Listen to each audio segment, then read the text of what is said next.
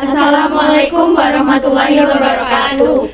Kami dari kelompok 4 dengan bagian tausiah bab jenazah akan mempraktekkan cara tausiah. Saya Razika Kalimatuzara absen 25. Saya Intan Sania Safara absen 17. Saya Maulani Aprilia absen 22. Saya Windiani Skevina Islami absen 33. Saya Anggita Putri absen 5. Saya Afinawati absen 24. Saya Maria Maulani absen 3. Dan saya Erina Putri Karunia Dewi absen 11. Selamat menyaksikan. Sebelum lanjut ke video penyampaian ceramah, kami akan memberitahu bagaimana adab dari mendengarkan ceramah.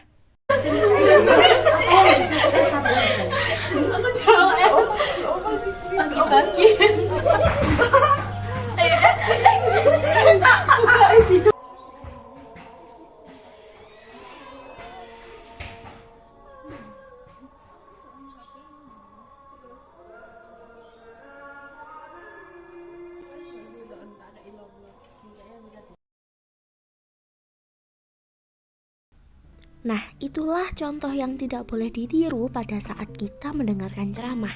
Kita sebagai manusia harus menghargai manusia yang lain. Jadi, jangan dicontoh ya. Assalamualaikum warahmatullahi wabarakatuh. Waalaikumsalam warahmatullahi wabarakatuh. Kalau kita bicara mengenai kematian, sebenarnya kematian itu adalah sebuah akhir dari perjalanan hidup kita di dunia ini. Dan ini mengartikan bahwa adanya perpindahan fase dari fase makhluk hidupnya kita di dunia hingga kembali ke fase alam barzah atau alam kubur. Nah, di sini saya akan menyampaikan perihal golongan manusia yang kembali kepada makhluknya atau kepada penciptanya. Itu digolongkan menjadi dua. Yang pertama, golongan manusia yang kembali dengan keadaan beriman, dan yang kedua adalah golongan manusia yang kembali dengan keadaan berdosa. Sesuai dengan apa yang saya sampaikan, itu terdapat dalam sebuah dalil. Yang pertama ada dalil dari Quran surah At-Taha, yang mana itu menjelaskan bahwa manusia kembali dalam keadaan yang berdosa. Di sini, ketika ketika seorang makhluk kembali dalam keadaan berdosa lebih tepatnya manusia, dia akan diberikan sebuah balasan yang mana balasannya adalah tempat di akhir nanti, yaitu neraka jahanam. Kemudian ketika kita dapat kembali dalam keadaan yang beriman, kita mengumpulkan amal-amal yang soleh, kemudian juga kita melaksanakan ibadah dengan sebagaimana mestinya, melaksanakan kewajibannya kita, dan kita akan mendapatkan balasan yang baik pula sesuai dengan timbangan dari amalnya kita. Semakin banyak amalnya kita, maka semakin tinggi pula derajat kita di akhir nanti. Begitulah perihal dua golongan manusia yang kembali ke penciptanya. Apakah ada yang ingin ditanyakan?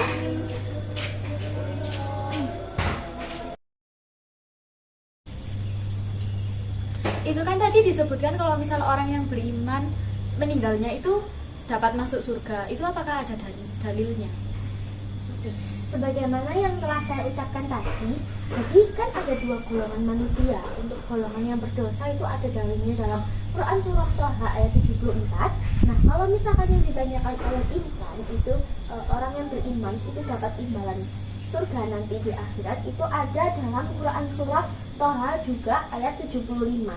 Yang di sini tertuliskan bahwa dan barang siapa datang kepada Tuhannya dalam keadaan beriman, lagi sungguh-sungguh telah beramal soleh, maka mereka itulah orang-orang yang memperoleh tempat-tempat yang tinggi atau yang mulia. Dan ini terdapat dalam Quran surah Taha ayat 75.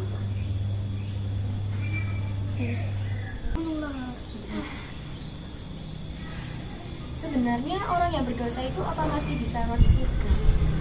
Nah, orang yang berdosa itu kan termasuk makhluk hidup ya. Kita sebagai manusia itu tidak pernah luput dari sebuah kesalahan. Dan kita sebagai manusia itu pasti berlumuran dosa sebagaimana pendosa-pendosa yang lainnya. Kemudian untuk orang yang dimasukkan ke dalam surga itu apakah orang yang betul-betul beriman tidak memiliki dosa? Jawabannya adalah tidak. Karena pada hakikatnya sebagaimana yang telah kita ketahui, manusia ya pasti pernah melakukan kesalahan, manusia juga pernah melakukan dosa.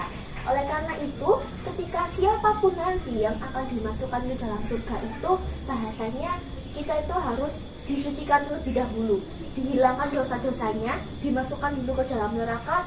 Setelah itu baru kita bisa memasuki surga dalam keadaan yang suci dan juga bersih mulia. Apakah pernyataan tersebut ada dalilnya? Sebagaimana yang saya bicarakan, apa yang saya bicarakan ini berdasarkan pada dalil yang ada. Nah, di sini dalil yang menyatakan bahwa pernyataan sebelumnya itu adalah benar didukung oleh dua hadis, yaitu sama-sama dari hadisnya Al-Bukhari dan Muslim. Kedua hadis ini menjelaskan bahwa ada orang yang beriman yang sebelum masuk surga, ia masuk neraka terlebih dahulu, yang lamanya sesuai dengan berat atau ringan dosanya yang telah diperbuat selama hidup di dunia. Banyak hadis yang lain yang senada dengan dan juga sama artinya dengan hadis di atas, tapi yang lebih itu adalah hadis Al-Bukhari dan hadis riwayat. Izin bertanya. Nah, saat berhubungan dengan kematian, saya tuh bukan sering mendengar, tapi pernah mendengar kalau ada beberapa orang yang mati syahid. Itu kematian yang seperti apa kok disebut mati syahid? Jadi untuk mati syahid sendiri itu jumlahnya ada 9 golongan. Yang pertama, golongan dari orang yang berperang di jalan Allah. Kemudian yang kedua adalah yang meninggalnya karena wabah penyakit, contohnya kayak COVID ya. Nah, yang ketiga itu sakit perut, yang keempat karena tenggelam, kemudian yang kelima karena terbunuh membela yang baik, bisa termasuk juga dalam keadaan berperang. Nah, yang keenam itu adalah wanita yang melahirkan, kemudian yang ketujuh tertimpa runtuhan, contohnya kayak mungkin kuli-kuli gitu yang sudah bekerja. Yang kedelapan adalah korban dari terjadinya suatu kebakaran. Dan yang terakhir yang kesembilan itu karena luka pada lambung, bisa dikatakan juga karena sakit perut yang diakibatkan oleh lambung, termasuk sebagai orang yang masuk dalam golongan mati syahid.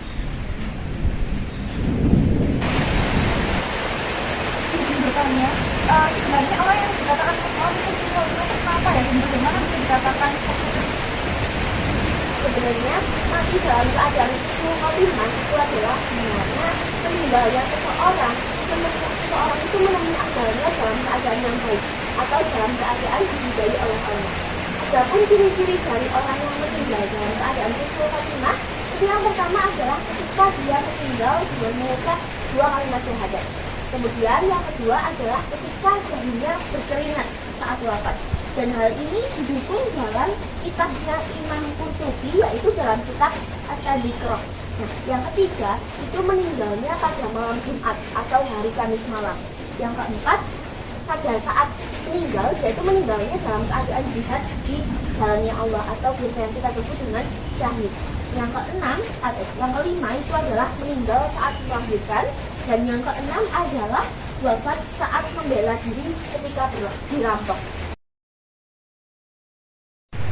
Sekian video tausiah dari kelompok 4. Apabila ada kurang lebihnya kami ucapkan mohon maaf yang sebesar-besarnya. Terima kasih sudah mau menonton. Wassalamualaikum warahmatullahi wabarakatuh. Bye-bye.